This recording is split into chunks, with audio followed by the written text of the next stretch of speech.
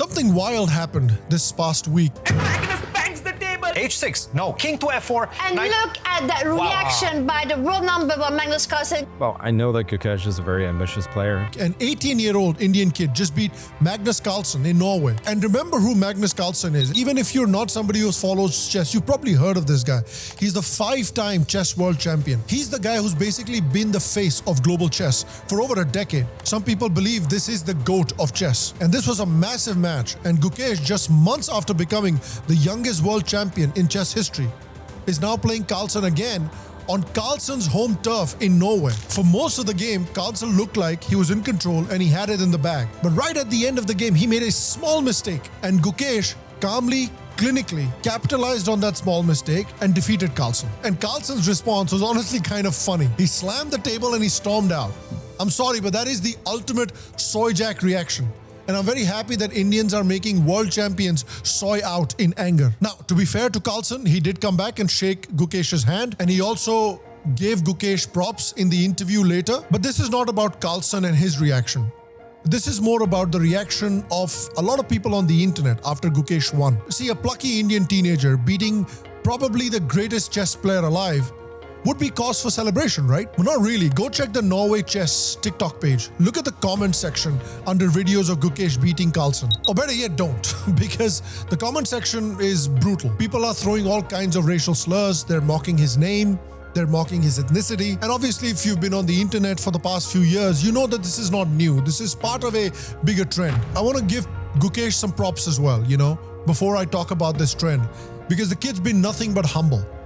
He's a great champion. He's a great representative for India. He's a great representative for Indian chess. After defeating Carlsen, he said that he was just grateful for the support of the people. I'm really looking forward to going back home and seeing all the people and the love and support, what it means to India. This is the kind of grace Gukesh carries, and my congratulations to Gukesh, and I hope he goes on to only bigger and better things from here. And the cool thing about Gukesh is that he also represents a new generation of Indian chess players and of potential Indian chess stars. Because chess at one point used to be all about Russian players. Then along came Carlsen, the Norwegian prodigy. And now it seems like some Indian players are coming into the spotlight, particularly Gukesh, Pragnanand, Arjun Erigaisi, Nihal Sarin. There's a wave of Indian stars coming into the forefront. And the next decade of chess may well be the decade of Indian chess. But the sad thing, from at least Gukesh's point of view, is that the attacks on him aren't even related to chess. They're related to this trend that I was talking about, something that we've seen accelerate over the last 2 or 3 years, which is a pretty deep-seated hatred against Indians. And there are various factors behind it. Firstly, there are things that Indians should accept, that certain things that they do that don't help them. One of the things are the scam calls that many people in the West become victims for that originate from India, and that has certainly gotten them a bad reputation in certain areas in Western countries. Indians also tend to have this incredibly deep-seated inferiority complex that will irritate anyone. I mean, it irritates the hell out of me.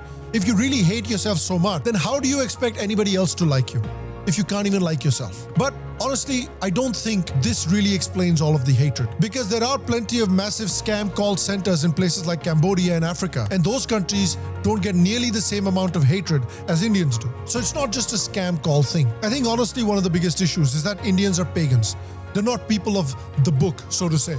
And for Christian Westerners, that is one of the biggest sins that you can commit. It is a concept that Christianity simply does not allow you to wrap your head around.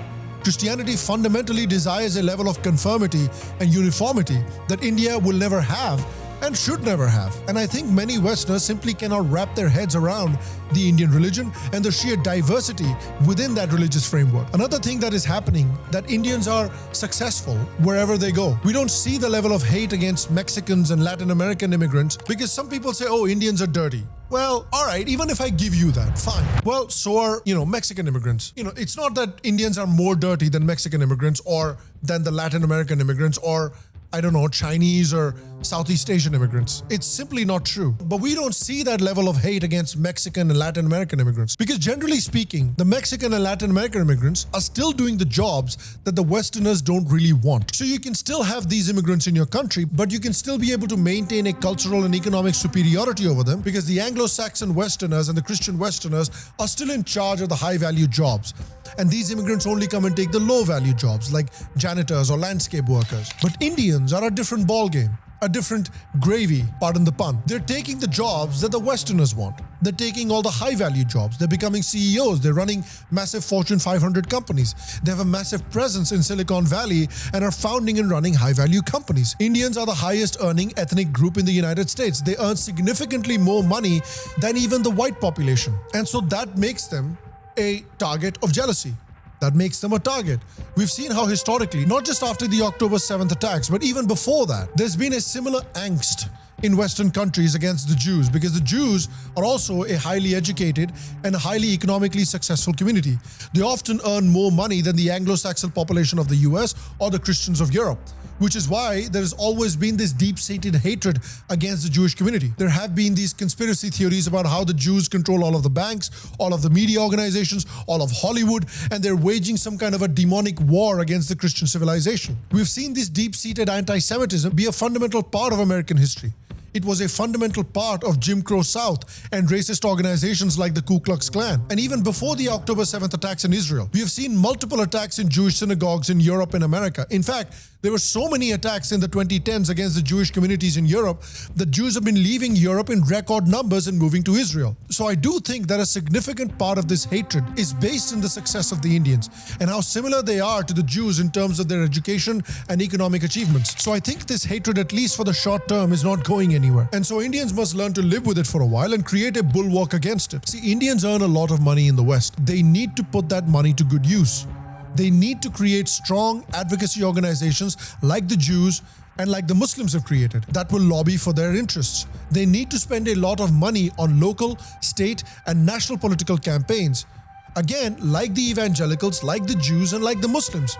All three of these groups do a very good job in spending a lot of money in political campaigns to have a coterie of politicians that will speak up for them and that will look after their interests. You have to use your immense financial strength to create a pro-Indian American lobby in the US government, comprising of politicians that are both Democrats and Republicans that can look after your interests on a bipartisan scale. This is the only way that you can ride out the hatred that is swelling against Indians in the West. This is what the Jews have done very successfully. This is what the Muslims have done very successfully. And this is what the Indians must do. Unfortunately, for the longest time, Indians have thought that keeping their heads down and being good immigrants and integrating excellently into the country and our culture is going to be enough. It is clearly not enough. Ultimately, if the West is not going to respect your culture, respect your heritage, and respect your heritage, it will have to respect your power and your strength. In the West, your strength is your financial strength. Use your financial power. Unfortunately, I don't see any positive signs around any kind of organization on the part of the Indians in Western countries yet, but I believe that this is the only way to ride this hatred out.